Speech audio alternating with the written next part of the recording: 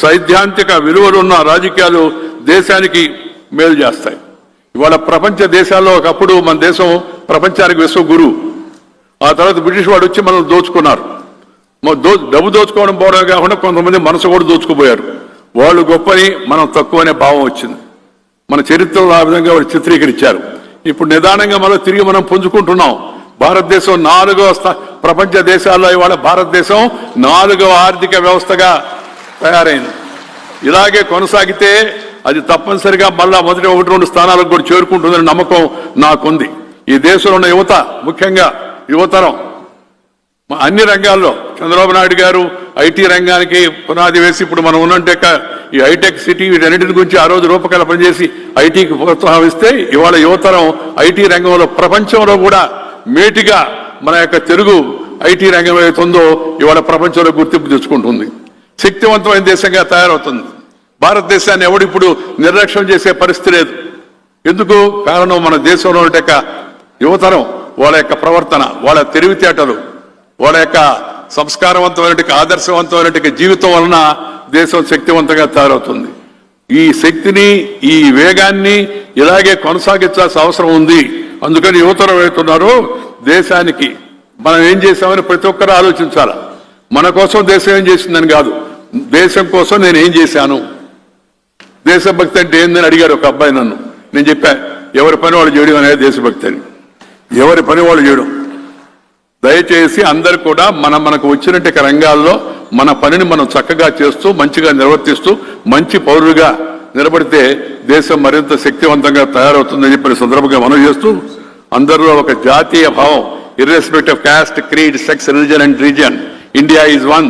మన దేశం అంతా ఒకటే, కులం వేరైనా మతం వేరైనా మనం అందరం భారతీయులు అనే భావన అందరిలో నెలకొల్పోవాల్సిన అవసరం ఉందని ఈ సందర్భంగా మనం చేస్తూ సమాజ హితం కోసం జీవించడం మంచిది, జీవించడం ఎలా జీవించాలనే విషయాన్ని శ్రీ బండారు దత్తాత్రేయ గారి యొక్క ఆత్మకథ ద్వారా మనందరం తెలుసుకోవాలని చెప్పని ఈ సందర్భంగా మీ అందరికీ మనం చేస్తున్నాను. సైద్ధాంతిక విలువలున్న రాజకీయాలు దేశానికి మేలు చేస్తాయి. ఇవాళ ప్రపంచ దేశాల్లో ఒకప్పుడు మన దేశం ప్రపంచానికి విశ్వ గురువు.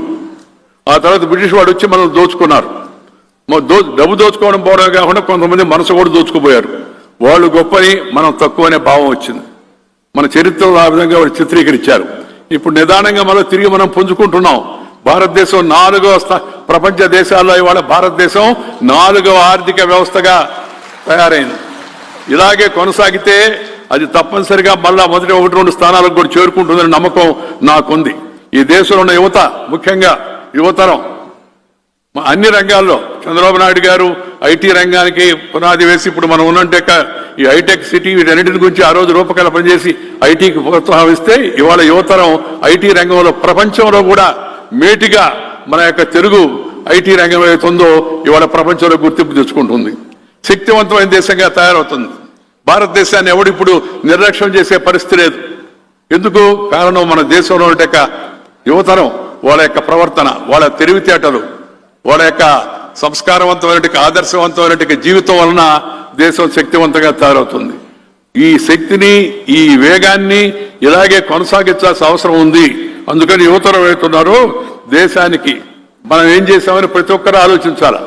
మన కోసం దేశం ఏం చేసిందని కాదు, దేశం కోసం నేను ఏం చేశాను.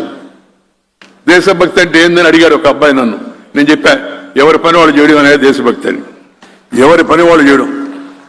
దయచేసి అందరు కూడా మనకు వచ్చినట్టు రంగాల్లో మన పనిని మనం చక్కగా చేస్తూ మంచిగా నిర్వర్తిస్తూ మంచి పౌరులుగా నిలబడితే దేశం మరింత శక్తివంతంగా తయారవుతుందని చెప్పిన సందర్భంగా మనం చేస్తూ అందరిలో ఒక జాతీయ భావం, irrespective of caste, creed, sex, religion and region, India is one.